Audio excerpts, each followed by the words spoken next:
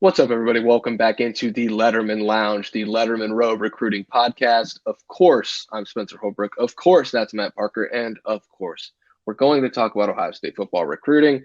Matt, National Signing Day is a week and a half away. It feels super weird to say that because there's no worry in the world from Ohio State about National Signing Day anymore. With the 23 class, it is all steam ahead on the 2024 recruiting class, which is why we're skipping over National Signing Day at Lettermen Row as well. And we're going straight to 2024. And that all starts with the cornerstone position of every program, Matt. We're not going to do any pleasantries. We're going to cut straight to the chase. Ohio State is hot on the trail for 2024 quarterbacks after the decommitment of Dylan Raiola. And there are two names that you've been writing about a lot, you've been talking about a lot, that we absolutely have to talk about. Yeah, I'll start off with Jadyn Davis out of the Charlotte area, North Carolina. This is a guy where a lot of our Lettermen Row followers will know that when he was really in the conversation for Ohio State, different staff here at Lettermen Row, but the point remains that, you know, it was essentially between Dylan Raiola and Jadyn Davis. And when, Dylan made his pledge to Ohio State last May, it was okay. We have our guy. We're done. We're good.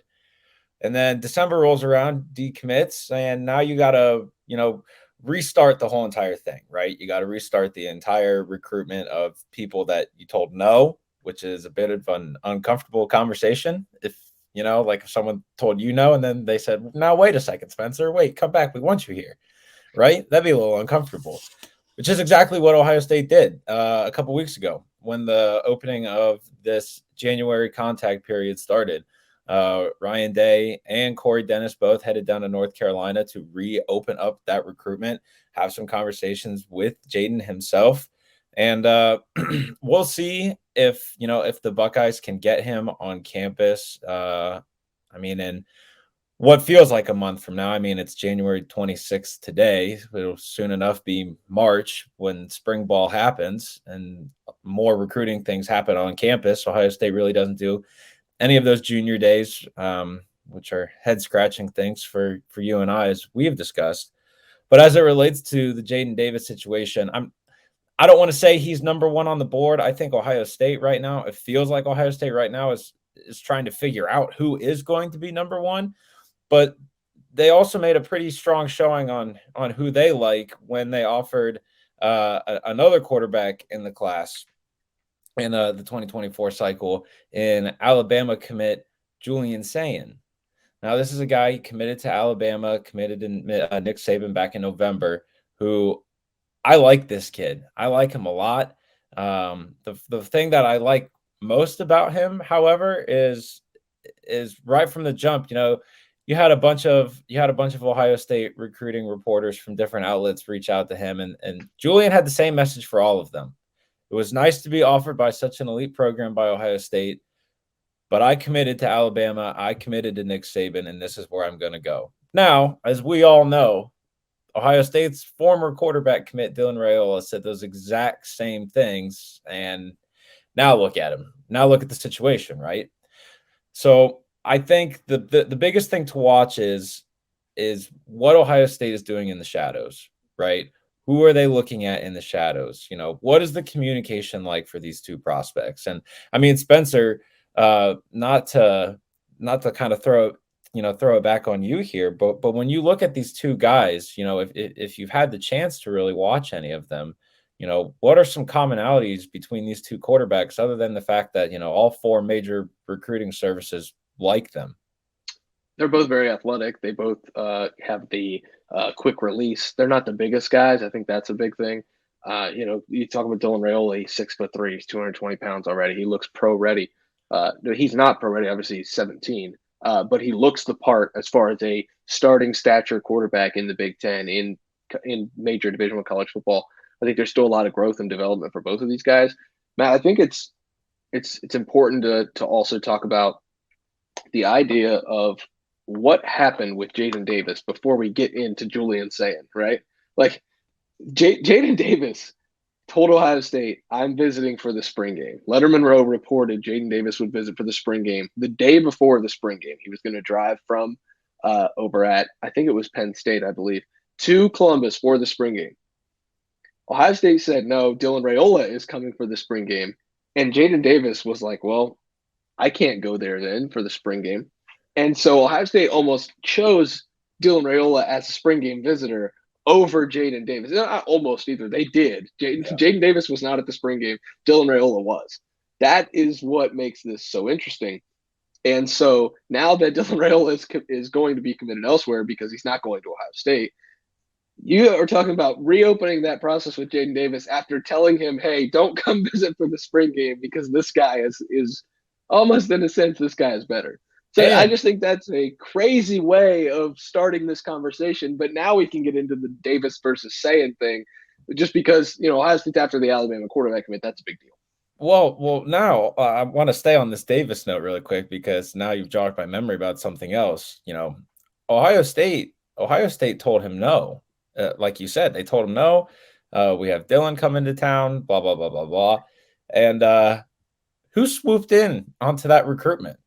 Michigan, right? So now it's a very similar situation to maybe not as similar, but it's like JJ McCarthy's recruitment, right? Ohio State liked him. He liked Ohio State a lot, has especially this past fall went on the record and saying, they just like someone else better, blah, blah, blah, that whole entire sentiment. And JJ McCarthy had a pretty good day against Ohio State. Now we're not going to get into that entire experience and rehash it out once again for the Ohio State fans listening to this because there's no need for that. We're talking about 2024 quarterbacks. However, the recruitment of JJ McCarthy kind of bears similar, I guess, to Jadyn Davis, where Ohio State, the quarterback factory, told him no, and Michigan said, "Hey, you know what? We'll take you. We like you a lot. We'll take you." Michigan is by far leaps and bounds the leader right now in Jadyn Davis's recruitment. They've done a really good job of courting him and his family. That's the biggest thing for a lot of these kids. You don't recruit me, you recruit my entire family as well. Made multiple trips down to North Carolina to visit with him and his family. And now the biggest thing is, can Ohio State re-enter the picture after saying, no, we like someone better, and now that person's gone? That's going to be the biggest thing. Yeah, absolutely. And then you look at Julian Sayin, who is very steadfast in his pledge to Alabama. Like you said, Dylan Raiola was that way with Ohio State. Something broke down there.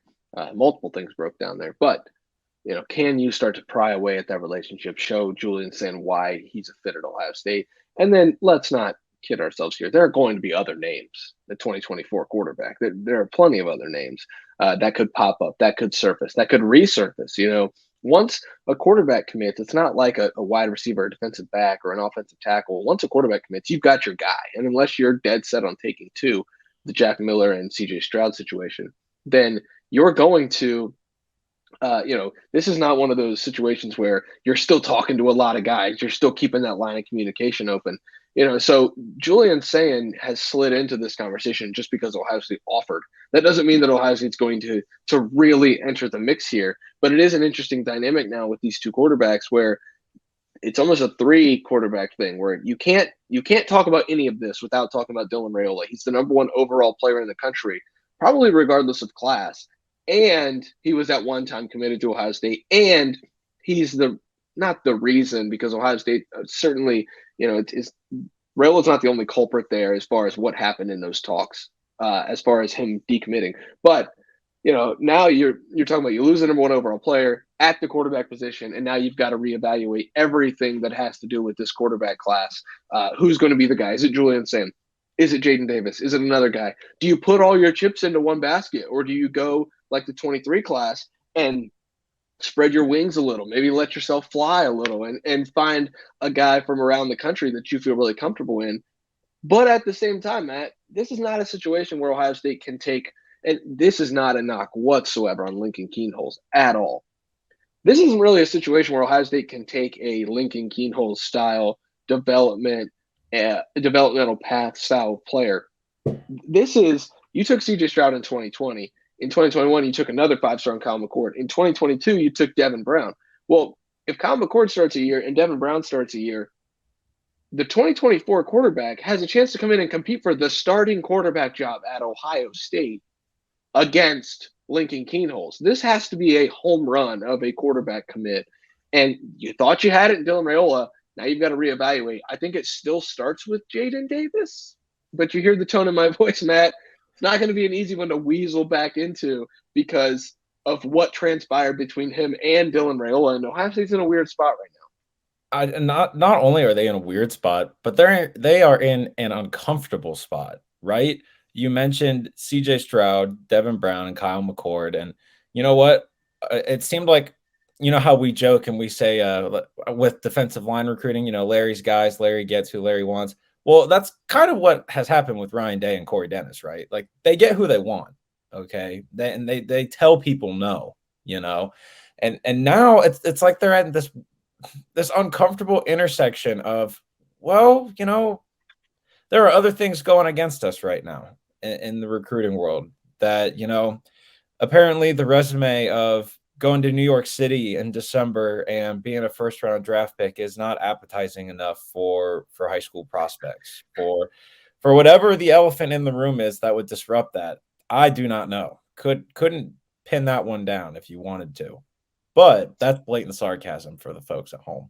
But my point here is absolutely agree with what you're saying about how 24 you have to get someone good. Like you have to get one of those high rated top of the top, goes to the Elite 11 and balls out and takes home the trophies and stuff like that. And again, that is not a knock on Lincoln Keenholz. After watching him spin it for a week, he's good too. Like he's going to Ohio State on scholarship for a reason. That's not a knock by any means. I think what we're trying to say is it has to be someone that looks the part of absolutely could step onto a college campus once they sign their letter of intent and make some noise in a quarterback room. And that's what they need in 2024. Is it Jadyn Davis? Who's to say? Is it Julian Sayin? I don't know. We'll find out, right? Is it someone else that we don't know that could be a fast riser and go, holy cow, where has this guy been this whole entire time? Some people don't camp. Some people don't go to these 7-on-7s and other things like that. So, well, buckle up. Can you chip away at the relationship between LSU and Colin Hurley?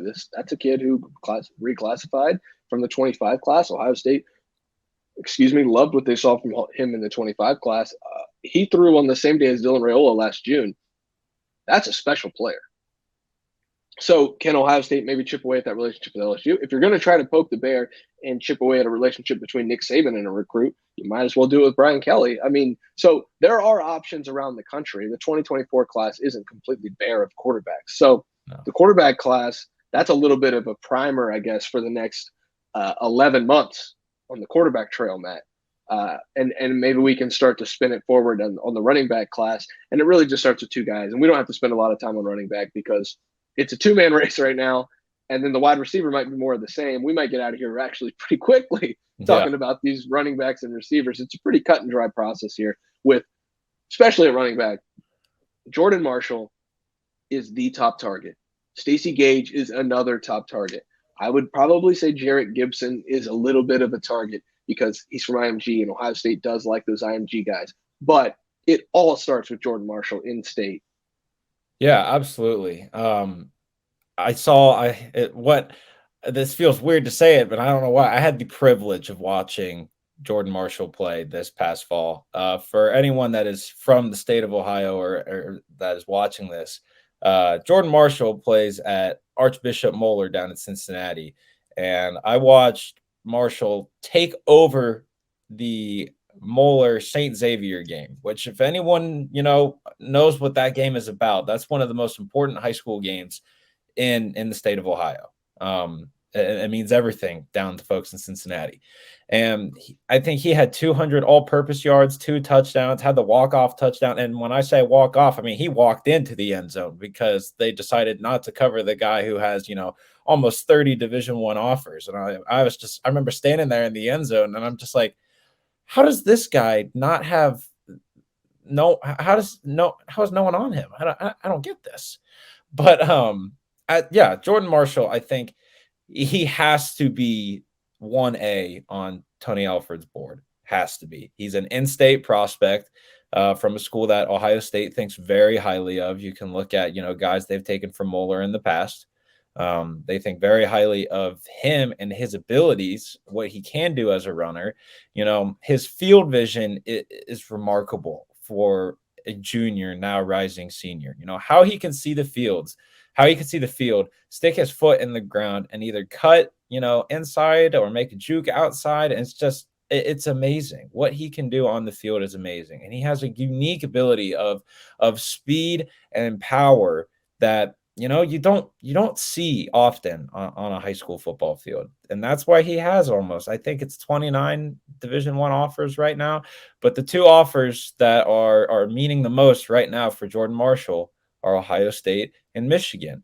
These are two programs that they love running backs, especially Michigan. I mean, look what Blake Corum did. If he hadn't, torn his ACL, I believe was the injury, I would have loved to have seen him. We all wanted to see him play against Ohio State and see what he could have done against Ohio State. But he didn't. And, that game again happened the way it did. But Blake Corum, I think, arguably was one of, if not the best running back last year. And he's playing at Michigan. And that's what Michigan is selling to, is, recruiting to Jordan Marshall right now. Then they're very similar size. Blake Corum and Jordan Marshall, very similar size, around that 5'11", flirting with 6 foot. Jordan Marshall right now is, if I had to guess, I don't have the measurement right in front of me, but when I saw him, he looked about 185, 190. And at that weight, with that height and moving at that size, watch out. Watch out, man. That's a freight train coming down on you there. But I think as it relates to Ohio State, what they are, the pitch to Jordan Marshall is, he didn't really grow up the biggest Ohio State fan. So that's not the avenue that they're going to go down and say, hey, you've been watching the Buckeyes since you were a kid, and now you have the opportunity to put on the scarlet and gray. That's not really the pitch. The pitch is more like, hey, you see J.K. Dobbins, tearing it up when he's healthy in the NFL right now. That's what you can do here. And, it just so happens that J.K. Dobbins was in this room. Travion Henderson right now, what he did as a freshman, you come here, you'll have that opportunity, because Mayan Williams, gone after this next season. Some pretty big decisions for Travion Henderson and Evan Pryor, if Evan Pryor can stay healthy. And then that just leaves a room with Dallin Hayden and Latrell Hartson, a preferred walk-on from Massillon right now. So the emphasis on Jordan Marshall is so important for Ohio State. It is arguably, literally right behind finding a quarterback is landing Jordan Marshall. I think it's even more important. I think he's the most important player in this class for Ohio State. And maybe we disagree on that, but this is an in-state kid. On3 has him as a top 50 prospect. He's a top 5 running back. Things like this do not happen in the state of Ohio. They just don't right now, because the way the high school football is so messed up, and they're not letting kids 7 on. They're not letting spring football happen. Kids are behind. Jordan Marshall is not behind at all. You usually have to go to Texas, Florida, Virginia for Travion Henderson, North Carolina for Evan Pryor. You go national to find a running back. Texas, J.K. Dobbins. You really do go national to find a running back. This is a kid. I can hop on 71 South from my house and be at Jordan Marshall's high school in about an hour and 20 minutes, an hour and a half. That is not something that happens at Ohio State very often. You have to get Jordan Marshall. You have to. And if you're not going to get him, it better not be to Michigan, especially with what's going on the field right now between Ohio State and Michigan. It is imperative that Ohio State gets Jordan Marshall. And I think Ohio State understands that more than it did a few months ago. And I think Ohio State has ramped that up. And I think that's why you've seen him, me personally, I've started to lean a little bit toward Ohio State. When if you asked me 2 months ago, I would have said, yeah, this kid's going to Michigan. So, he's been to Michigan quite a few times. We're going to tell the folks how it is. He's been to Michigan 3 times. He's been to Ohio State 3 times. The spring is going to be huge for his visits. Is he getting to Columbus to watch spring practice, or is he going up to Ann Arbor more often to watch spring practice? Those folks at the Wolverine do a great job covering recruiting.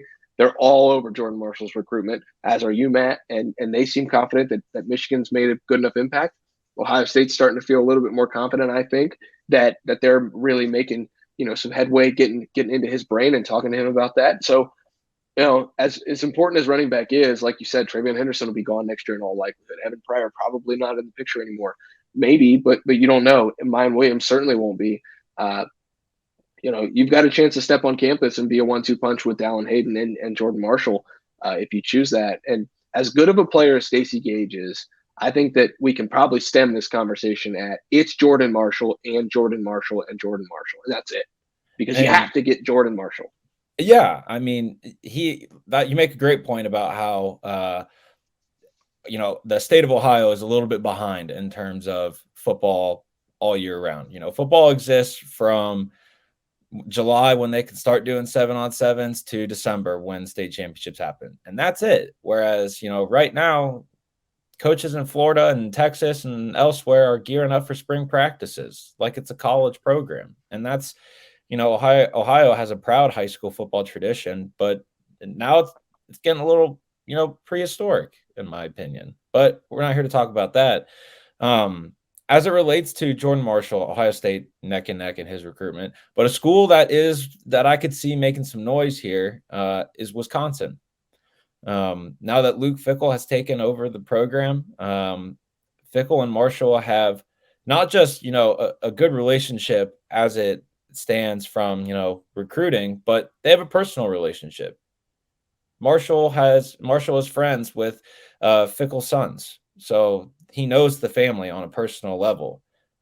He has, as the elders would say, has broken bread, if you will, with the Fickell family. And now that Luke Fickell is running the show at Wisconsin, which pounds their chest and stomps their feet on being running back one of the million running back U's. That's a guy, a running back like Jordan Marshall, in the right system, in the right program, with the right tradition, like Wisconsin is, can revitalize a program like that, which, as we've seen, kind of has, been on a downward spiral just a little bit. These aren't the Wisconsin teams that were playing for Big Ten championships that we saw just a few years ago. Now there's new life in the building with Luke Fickell. We've all seen what he can do. He took Cincinnati to the playoff, for goodness sake. Now you give him Power 5 resources in the Big Ten where he's comfortable at. A guy like Jordan Marshall is going to be at the top of his board regardless of position as well. So expect Wisconsin to make some noise here too in that recruitment. Matt, it is time. Everyone's favorite position coach, America's position coach, America's offensive coordinator at this point, Brian Hartline, that wide receiver room. I don't know if you know this, Matt, but he's very good at recruiting.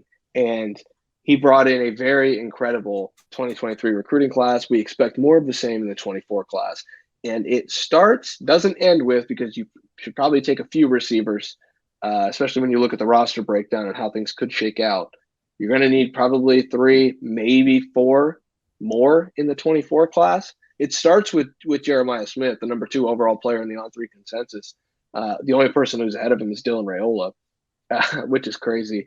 But it ends with a bevy of other guys who we're going to get into right now. And we don't really need to go in depth on all these guys. I don't want to keep people here for hours. But it does start with Jeremiah Smith, and it's important that Brian Hartline and the Buckeyes continue to lock in that relationship and make sure he's committed to the program. Yeah, I wrote about this yesterday on lettermenrow.com that the Ohio State wide receiver board, it's like you said, it starts with Jeremiah Smith. Jeremiah Smith is 6'4", 6'3", knocking on the door of 200 pounds. He tweeted a photo of him on the scale a few weeks ago saying, getting bigger or something like that. And what he can do on the football field is ridiculous.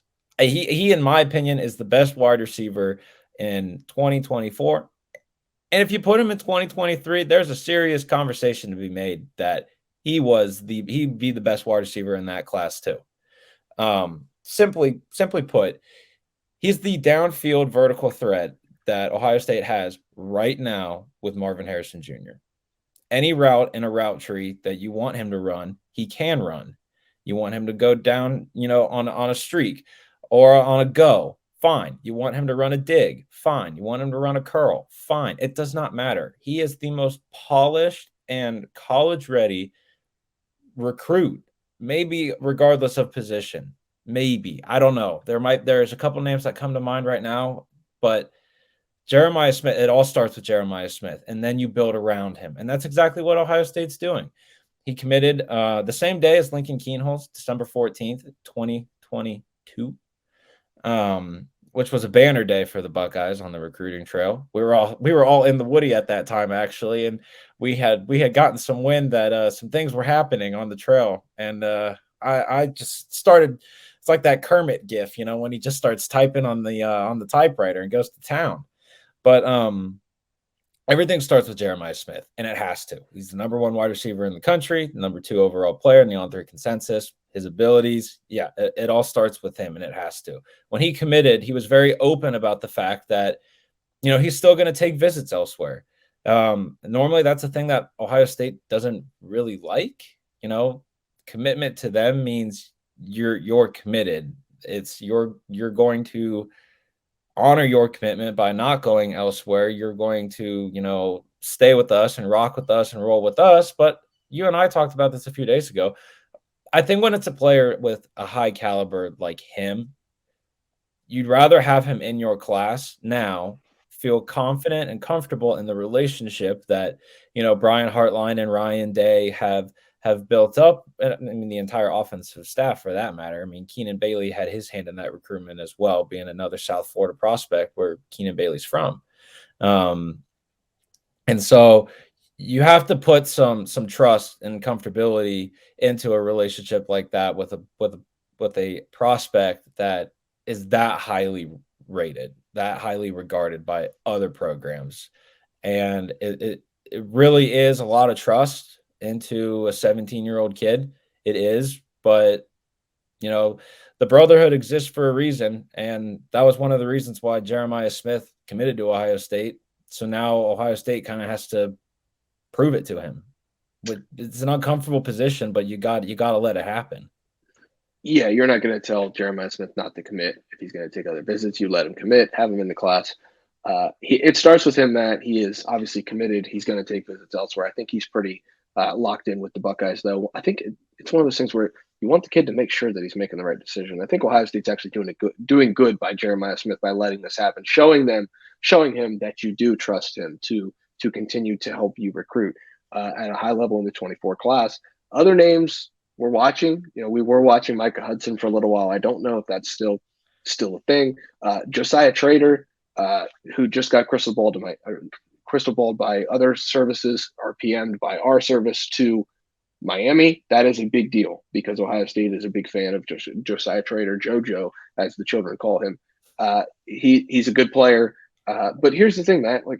It's weird to talk about Ohio State wide receiver recruiting because if Jojo Trader decides to go to Miami, and if Micah Hudson decides to stay in Texas, and if Ryan Wingo decides to go elsewhere, and these other guys decide on other schools, Tysier Denmark chose Oregon, Jeremiah McClellan, who I really like. I like Jeremiah McClellan a lot. If they all decide to go elsewhere, it doesn't matter because Brian Hartline is going to have his guys. And we've seen it time and time again. The recruiting services have to catch up to Brian Hartline. He finds a guy like a Noah Rogers. All of a sudden, Noah Rogers is a 5-star because everyone watches his tape like, oh, if Ohio State likes him, how good is he? So then you watch the tape, Noah Rogers, all of a sudden, bang, on 3 5-star. So I'm not worried about it. And yeah. I know that sounds really lazy. So hey, we don't have to talk any longer. Let's go have some lunch. But also, I'm not worried about Ohio State's wide receiver recruiting. You've got the number 1 receiver in the country already locked in. I don't think Jeremiah Smith's going anywhere on top of that perch. And then from there, Brian Hartline's going to Brian Hartline, and you're going to have really good wide receivers to throw the ball to, whoever the quarterback is. No, and if I'm going to play devil's advocate for a second because my job is to worry about who they're going to get and what they're going to do. Now with Hartline's promotion to offensive coordinator, now you have to wonder, well, he's got to have his hand everywhere in recruiting on offense now. It's not just camping out in South Florida and just finding guys before anyone else does. Now it's, well, we need an offensive tackle, Brian. Go fly out to this place and go talk to the kid. We need a running back. why don't you and Tony Alford go fly out to this place? You know, he's going to be a lot more involved and stretched a lot more thinly now than he was, you know, the last couple of years at wide receiver, just being the wide receivers coach. And we saw that, I think, 2 or 3 days ago when he was at St. John's in Washington, D.C., putting the pitch on for Jordan Seaton, the #1 interior offensive lineman in the 2024 class.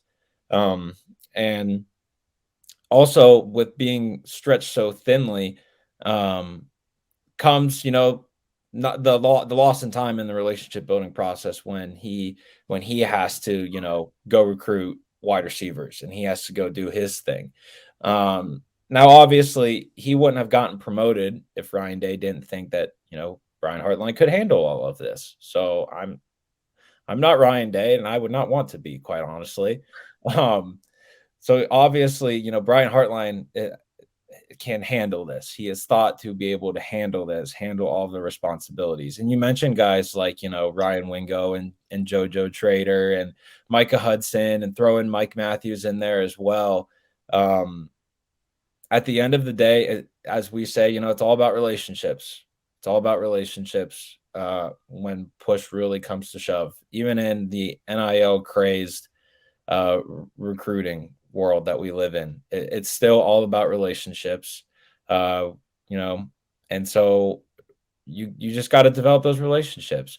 Ohio State has great relationships with all of those players that we named, and I throw in Jeremiah McClellan in there, who you and I both are very, very high on. I mean, he is. I could see him wearing the scarlet and gray on Saturdays and just lighting it up. But you know, there are other guys in this class that in this 2024 cycle where, you know, maybe they don't have an Ohio State offer right now, but a good fast riser is Terrence Moore out of Tampa Catholic, and Ryan Day was down in Tampa Catholic yesterday on Wednesday. Who Terrence Moore, 6'4", 190 pounds, and I don't even think he had any stars to his name. And then Ohio State offered him, and then all of a sudden it's just like, oh my gosh, wait, yeah, who is this guy? Why didn't we notice him before? So the perfect example right there. Yeah, so Brian Hartline going to Brian Hartline. We're not too worried about that, but obviously going to be covering it every stop, all along the way. Tony Alford's got a big task trying to keep Jordan Marshall in the state of Ohio. Meanwhile, Ryan Day and Corey Dennis hard at work trying to find that quarterback in the 2024 class. This is just the first of a long installment of breakdowns, Matt, of the 2024 class. You're going piece by piece. We've got tight ends coming up. We've got offensive line coming up. The entire defense. We're going to go through all of it at lettermenrow.com, where we cover Ohio State all year round. Thank you for joining the Lettermen Lounge, kicking your feet back, chilling with us for about 35 minutes. This was absolutely great, super informative. Thanks, Matt. Thanks to our producer, Megan. Everybody at lettermenrow.com. We will see you guys back at lettermenrow.com for more coverage of the Ohio State Buckeyes and Ohio State football recruiting, where we do it all year round for just $30. You can join the fun. Come check us out at lettermenrow.com. We'll see you guys there.